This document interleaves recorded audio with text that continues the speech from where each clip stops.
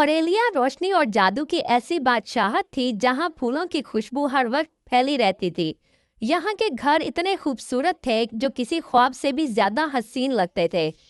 वहाँ दो प्यारी दोस्तें फ्योरा और सेलिना रहती थीं जो हर पल एक दूसरे के साथ खुशियाँ और ख्वाब बांटती थीं।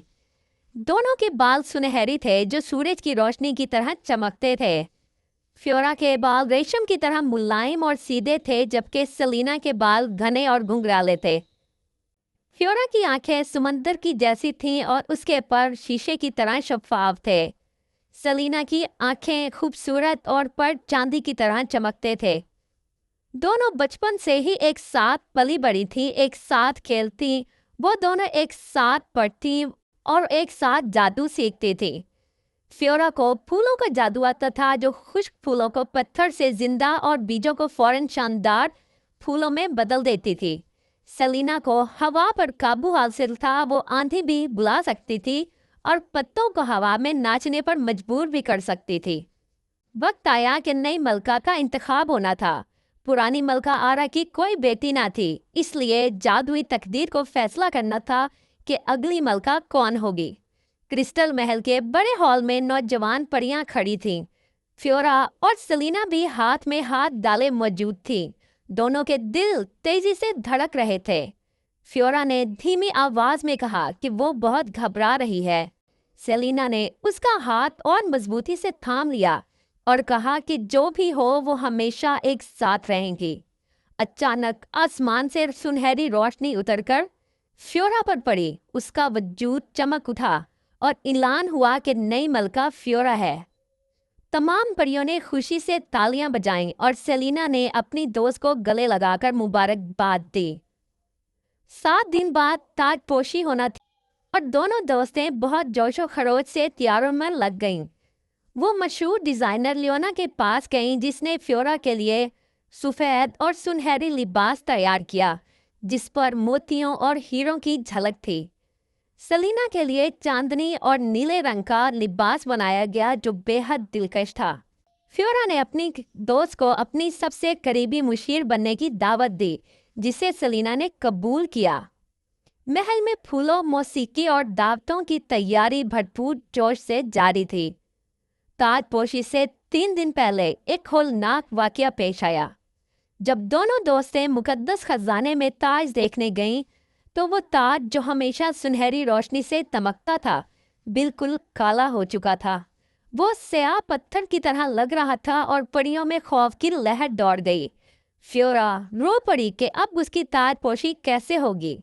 तब एक बूढ़ी परी ने कहा कि ये शैतानी जादू का असर है और ताज की रोशनी सिर्फ नीली घाटी के पानी से ही वापस आ सकती है। मगर उस घाटी तक का सफर इंतहाई खतरनाक था। अगली सुबह दोनों दोस्तें रवाना हुईं। वो जंगल, पहाड़ और जादुई नदियां अबूर करती रहीं। रास्ते में बोलते दरख्त, उड़ते सांप और ऐसे फूल मिले जो इंसानी आवाज में गाते थे। फ्योरा थक कर रुकने लगी मगर सेलिना अजीब सी मुस्कुराहट के साथ उसे आगे बढ़ने का कहती रही। आखिरकार वो एक बुलंद चोटी पर पहुंची जहां से नीली घाटी नजर आ रही थी। तभी अचानक सेलिना ने फ्योरा को धक्का दिया। फ्योरा लड़खड़ा गई और हैरत से पूछा कि ये क्या कर रही हो। सेलिना की हंसी में अब शैतानी रंग था। उसने इकरार किया कि ताज को काला करने और फ्योरा को यहाँ तक लाने की साजिश उसने की थी क्योंकि वो भी मलका बनना चाहती थी। फ्योरा की आंखों में आंसू भर आए और उसने सेलिना को याद दिलाया कि वो हमेशा उसकी सबसे अच्छी दोस्त रही है। मगर सेलिना ने उसकी बात को मजाक में उड़ा दिया और कहा कि अब वो उसके परों को जलाकर हमेशा के लिए उसको कमजोर कर देगी। उसने एक शीशी निकाली जिसमें तेजाब था, मगर जैसे ही वो फ्योरा के परों पर डालने लगी तेज हवा चली और तेजाब के कतरे सेलिना के अपने परों पर जा गिरे। सेलिना चीख उठी कि इसके पर जल रहे हैं। तभी फ्योरा को अपनी दोस्त पर तरस आया और वो भागकर नीली घाटी का पानी ले आई। उसने सेलिना के परों पर पानी छिड़का और यूं उसके पर बच गए। सेलिना रो पड़ी और उसने अपनी दोस्त के साथ कितना बुरा किया और फिर भी फ्योरा ने उसे बचा लिया। वो शर्मिंदगी से वादा करने लगी کہ آئندہ کبھی حسد نہیں کرے گی۔ فیورا نے اسے معاف کر دیا اور دونوں نے مل کر گھاٹی سے پانی بھرا اور واپس محل کی طرف چل پڑیں۔ محل پہنچ کر انہوں نے تاج پر نیلی گھاٹی کا پانی ڈالا تو وہ پہلے سے بھی اور سنہرا اور روشن ہو گیا۔ آریلیا جگمگا رہا تھا، پھولوں کی خوشبو، رنگ برنگی تتلیوں کا رقص، سنہرے اور چاندی پردوں سے سجا حال، جھلملاتے فانوس اور خوشی سے جمع پریاں ہر طرف روشنی اور انتظار کی چمک بکھیر رہی تھی۔ تاج پوشی کے دن فیورا اور سلینا دونوں نہایت شان و شوکت سے تیار ہوئیں۔ فیورا نے سنہری لباس پہنا جس پر موتیوں اور ہیروں کی جھلک جھلمل کر رہی تھی۔ اس کا دامن زمین کو چھوتا ہوا ہر قدم کے ساتھ روشنی بکھیر رہا تھا۔ سلینا نے نیلے رنگ کا دلکش لباس زیب تن کیا جو بلکھاتی ندیوں اور ٹمٹماتے ستاروں کا منظر یاد دلا رہا تھا۔ دونوں سہیلیاں آہستہ آہستہ قدم بڑھاتی ہوئی محل کے سنہری دروازے سے داخل ہوئیں تو تمام پریاں خوشی سے تالیاں بجانے لگیں اور نعرے بلند ہوئے۔ اسٹیج پر پہنچ کر فیورا سنہرے تخت پر بیٹھی جو اس کے گرد روشنی کا ایک دائرہ بنا رہا تھا، جیسے پورا آسمان اس لمحے کو سلام کر رہا ہو۔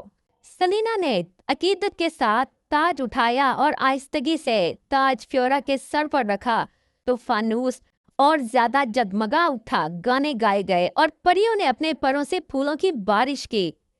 فیورا نے مسکرا کر اعلان کیا کہ سلینا اس کی سب سے قریبی مشیر اور دوست رہے گی۔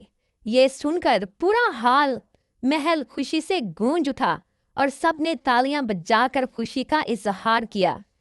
سلینا کی آنکھوں میں آنسو بھر آئے، مگر یہ آنسو شرمندگی کے نہیں بلکہ سچی محبت اور خوشی کے تھے۔ دونوں سہیلیاں ایک دوسرے کو دیکھ کر مسکرائیں جیسے ماضی کی ساری تلخی ختم ہو گئی ہو۔ یوں ملکہ فیورا نے محبت اور انصاف سے حکومت کی اور سلینا نے وفاداری کے ساتھ اس کا ساتھ دیا۔ دونوں نے یہ ثابت کر دیا کہ اصل دوستی معافی اور قربانی سے قائم رہتی ہے، جبکہ حسد صرف بربادی لاتی ہے۔